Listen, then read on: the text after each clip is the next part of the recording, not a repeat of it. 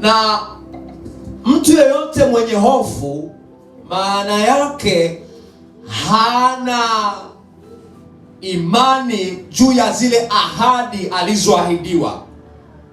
Kwa mfano, nikatoa mfano Ijumaa.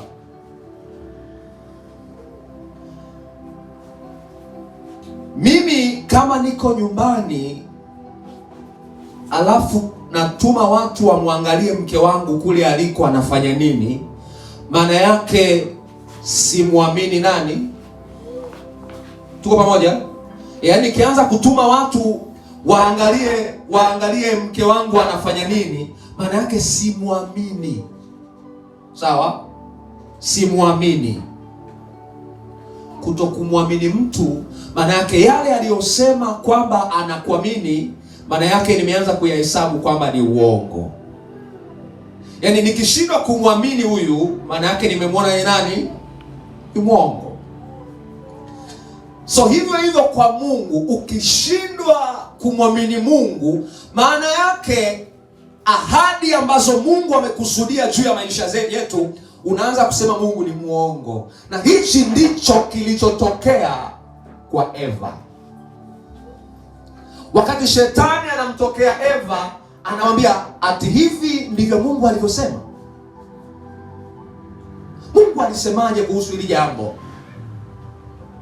Shetani anataka kutengeneza Eva amuone Mungu kwamba ni nani? Mungu. Sababu Mungu alimwambia Adam, mkila matunda ya huu mti mtakufa.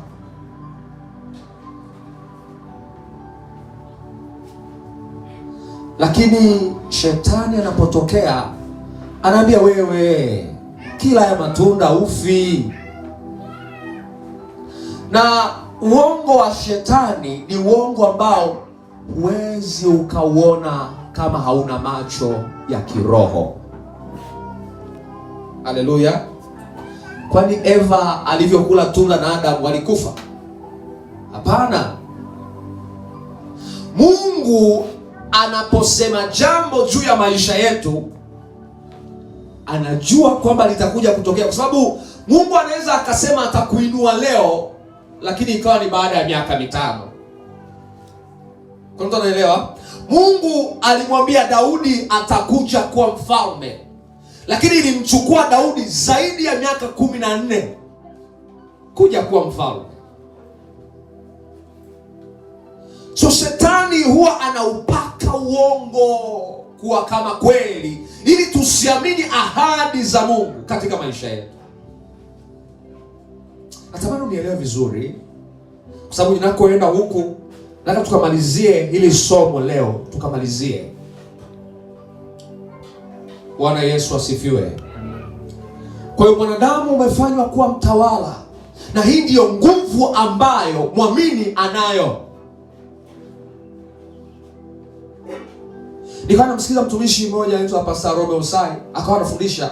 Anasema ile Biblia pale iliposema kwenye Yohana kwamba Yesu akiwa ndani yetu na sisi ndani yake, tuna uwezo wa kuomba lolote tukapokea, si ndio? Kuwa ndani ya Kristo, yani sisi kuwa ndani ya Kristo. Sisi kuwa ndani ya Kristo. Ni kwa mfano, nikichukua hii peni, sawa? Nikaiweka ndani ya hii Biblia. Sawa? Hii Biblia nikaenda nayo mpaka Dar es Salaam. Peni imefika wapi? Yes. Nikichukua hii Biblia nikaenda nayo mpaka Mbeya, hii peni nayo inakuwa iko wapi? So sisi kuwa ndani ya Kristo, maana yake Kristo alipokufa sisi tulikufa pamoja. Kristo alipofufuka kutoka kaburini tulifufuka pamoja. Halo? So ina maana ya kwamba Mungu ndo ambaye anaweza akaamua nini kitokee kwenye maisha yetu. Unajua Yesu hakuuliwa, aliuondoa uhai wake mwenyewe. Biblia inasema aliutoa uhai wake mwenyewe. Na alipokuwa kule kaburini, aliuchukua uhai wake, akaurudisha, akafufuka, akaendelea kutembea. So Yesu akiamua kufa anakufa, akiamua kuishi anafanyaje? So sisi kama tuko ndani ya Kristo, tukiamua kufa tunafanyaje? Tukiamua kuishi tunafanyaje? Oh my God, kwa mtu anaelewa? Amen. Biblia inasema kwenye ile Yohana wa kwanza, waraka wa kwanza wa Yohana sura ya 4 mstari wa 6b.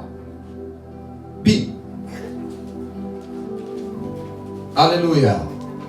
Inasema because greater is he who is in us than he who is in the world. Kwamba aliye ndani yetu ni mkuu kuliko yeye aliyopo katika nini? Huu ulimwengu. Bwana Yesu asifiwe. Mwanadamu kwa sababu yuko ndani ya Kristo, una uwezo wa kuamua maisha yako yaweje kulingana na kile ambacho Mungu amekusudia juu ya maisha yako. Kuna mtu ananielewa? Yaani leo akitokea mtu ananitishia nitakuua, siwezi nikaogopa, kwa sababu muda wa kufa kwangu bado. Nikienda hospitali daktari akaniambia huu ugonjwa utakuua, sitakiwi kutishwa, lakini natakiwa kusikia taarifa kutoka wapi? Kwa sababu sisi kufa kwetu tulio ndani ya Kristo, anayeamua ni nani? Ni Mungu, sio mwanadamu. Kuna mtu ananielewa? Tumisha akawa anatoa ushuhuda, anasema alikuwa amepanda ndege anaenda nchi moja. Wakati wa kwenye ile ndege amesinzia, maana amechoka. Rubani akasema, akatangaza, akasema jamani, naomba kama mtu wa kuomba uanze kuomba, maana hii ndege imeshaama njia. Sasa hivi mimi kuikontrol ndege nimeshindwa, ndege inaongozwa na upepo. Kuna mama alikuwa amekaa pembeni yake, anashangaa. Yaani pamoja na ile kelele mtumishi hata hakushtuka. Watu wakaanza kuomba. Yule mama alimpiga kofi, wewe kijana, inuka uombe. Akamwangalia, akamwambia mama, mimi siwezi kufa kwa sababu ninajua ninakoenda. Bwana Yesu asifiwe. Kwa sababu kuna semina ambayo alikuwa anaenda kufundisha kwenye ile nchi, na Mungu ameshampa somo la kwenda kufundisha. Maana yake hawezi akafa mpaka akafanyaje? Fundisha. Hello? Amen. Greater is who that is in us. Aliye ndani yetu ni mkuu kuliko aliyo katika huu ulimwengu. Bwana Yesu asifiwe. Amen. So sisi kuwa ndani ya Kristo ni usalama wa maisha ya mwamini. Na tunapoongea kwa habari ya Kristo kuwa ndani yetu, sawa? Maana yake anayekaa ndani yetu ni nani? Ni Roho Takatifu. Roho Mtakatifu amewekwa akae ndani yetu kwa sababu mwanadamu pasipo Mungu hawezi akaishi, hawezi akawa salama. So amewekwa ndani yetu Roho Mtakatifu ili atufundishe kupita kwenye njia ambazo Mungu amezikusudia. Nikasema hapa ile Ijumaa kwamba shetani akishindwa kukuzuia usimpokee Yesu, atakuzuia usipate neema ya Roho Mtakatifu. Na akishindwa kumzuia Roho Mtakatifu ndani yako, atakuzuia usitii yale ambayo Roho Mtakatifu atakuwa anakuelekeza ufanye. Ndio maana shetani anapomtokea Yesu anasema, ikiwa wewe ndiwe mwana wa Mungu, geuza ili jiwe kuwa mkate. Yesu anamwambia mwanadamu hataishi kwa mkate tu, bali kwa kila neno linalotoka kinywani mwa nani? Mwa Bwana. So Roho Mtakatifu kuwa ndani yetu ni kuanza kutuongoza kupita kupita kwenye njia ambayo Mungu amekusudia kwa lengo la kupata matokeo ambayo Mungu anayataka. Amen. Kwa mtu anaelewa vizuri? Tulisoma hapa ile Waefeso. Nakwenda mbele na kurudi nyuma kwa wale ambao hawakuwepo Ijumaa. Waefeso sura ya kwanza. Leo tutasoma tu mstari wa 5. Naomba ukasikilize ile audio tumpost kule YouTube. Waefeso 1:5.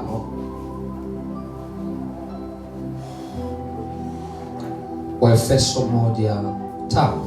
Biblia inasema hivi: kwa kuwa alitangulia kutuchagua ili tufanywe wanawe kwa njia ya Yesu Kristo, sawa sawa na uradhi wa mapenzi yake.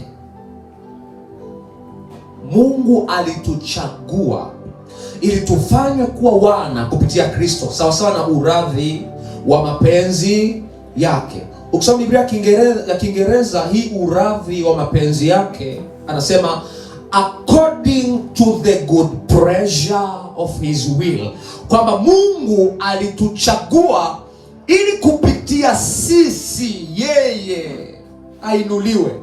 Yalikuwa ni mapenzi ya Mungu kumuumba mwanadamu ambaye kupitia huyo mwanadamu Mungu atasifiwa, Mungu atatukuzwa. So ambacho shetani anafanya, anataka sisi tuwe chini ya miliki yake ili Mungu asifanyaje? Asitukuzwe. Na Mungu anaelewa kwamba yeye kukaa ndani yako wewe na wewe kuwa ndani yake, unao uwezo wa kutembea na ukamfanya yeye akatukuzwa. Inawezekana. So ukiwa ni Mkristo unajiita ni mwamini, then hii nguvu alionayo mwamini hujaielewa, utakuwa Mkristo ambaye hautaona matokeo kwenye maisha yako. You will never see any results. Bwana Yesu asifiwe.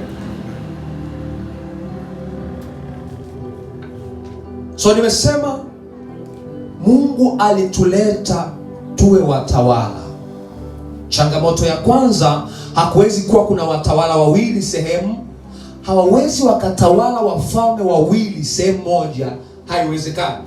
Ndio maana ukisoma ile Mathayo sura ya 2 mstari wa atasoma wa 3, wa 7 na wa 8 na wa 16, wakati Yesu amezaliwa, sawa, Biblia inasema mfalme Herode alifadhaika pamoja na Waisraeli wote. Kwa nini mfalme Herode alifadhaika? Kwa sababu alipozaliwa Yesu, manabii wakaanza kusema mfalme wa Israeli, yeye anayekuja kuwakomboa Israeli na dhambi zao, amezaliwa. So tayari mfalme Herode akajua kwamba Yesu amekuja kuchukua nafasi yake. Bwana Yesu asifiwe. Amen. Fikiria tu katika hali ya kawaida. Katika hali ya kawaida, atokee mwanaume anataka kumchukua mke wako, au atokee mwanamke anataka kumchukua mume wako, utafanyaje? Yaani kama unamjua, ukikutana naye hadi vibao unaweza ukampiga. So mfalme Herode alipoona Yesu amezaliwa, akajua Yesu anataka kuchukua nafasi yake. Alituma watu wakawaue watoto wenye kuanzia umri wa miaka 2 na inayokaribiana na hapo, watoto wa kiume wote. Sasa inawezekana Yesu wakati anakuwa watoto wa umri wake wa kiume hawakuwepo, alikuwa peke yake, kwa sababu watoto waliuawa wengi. Na hii ndio sababu kila siku shetani haachi kuleta mashambulizi kwenye maisha yetu, kwa sababu yeye anataka awe mfalme. Ndio maana Yesu anasema kitabu cha Ufunuo kwamba chagua kati ya kuwa moto au kuwa baridi. Anasema ukiwa uvuguvugu nitakutapika. Kwenye huu ulimwengu ni either uchague jambo moja kati ya mambo mawili: kuamua kuwa ndani ya Kristo ili uwe salama, au uwe ndani ya shetani mazima. Shetani akusaidia kufanikiwa hapa duniani, ila ukiwa unajua mbinguni hautaenda. Ila kuna uwezekano wa kufanikiwa hapa duniani na mbinguni ukaenda kupitia Yesu Kristo. Natamani unielewe vizuri, isikuache. Bwana Yesu asifiwe. Mwanadamu ana uhalali wa kutawala, lakini haiwezekani kutawala pasipo Mungu. Una uwezo wa kuyafanya maisha yako yawe na matokeo, lakini hayawezi kuwa na matokeo pasipo Mungu.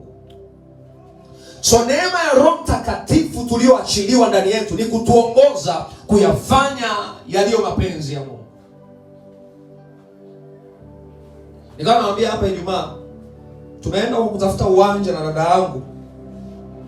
Tumefika, wale jamaa wanatuambia eti uwanja ni milioni 1,600,000.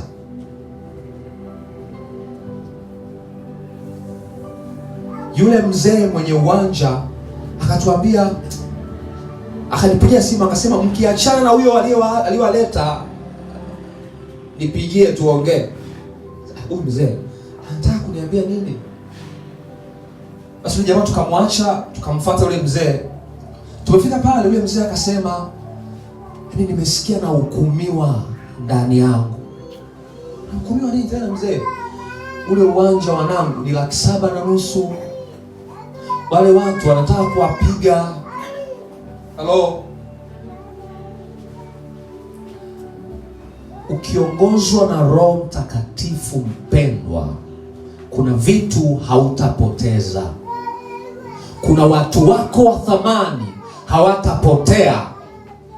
Biblia inasema, and the light shineth in the darkness, and darkness comprehended it not. Na hiyo nuru yaangaza gizani, wala giza halikuliweza. So nuru inapokuwa ndani ya Kristo inaanza kuangaza.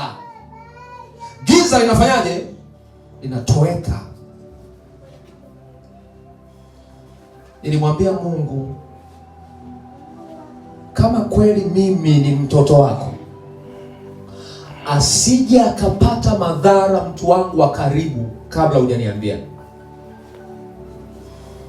Na inawezekana hata kwako, kwa sababu Mungu ametuweka hapa ili kupitia sisi yeye afanyaje? Atukuzwe. Sasa kama leo ninahangaika hospitali hii, kesho hii,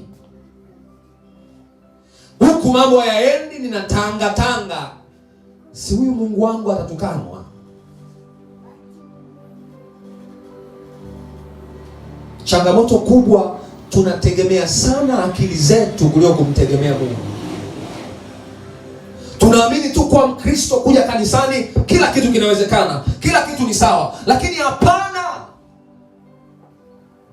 Ili mambo yawe sawa, lazima upite katika njia ambayo Mungu ameikusudia. So haiwezekani kuwa na matokeo kwenye ulimwengu pasipo Mungu. Haiwezekani. Kwa sababu kila siku shetani anapanga mashambulizi ili atuangushe. Akiona umeng'ang'ana na huyu Mungu, atataka akuue.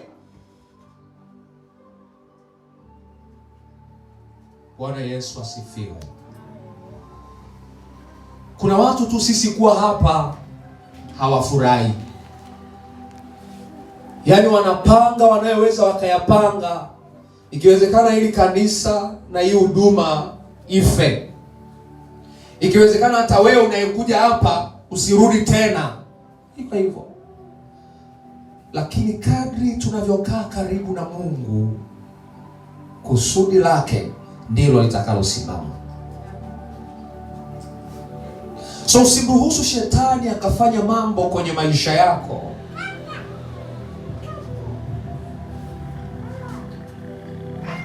Kwa sababu wewe ndio unaweza ukampa nafasi afanye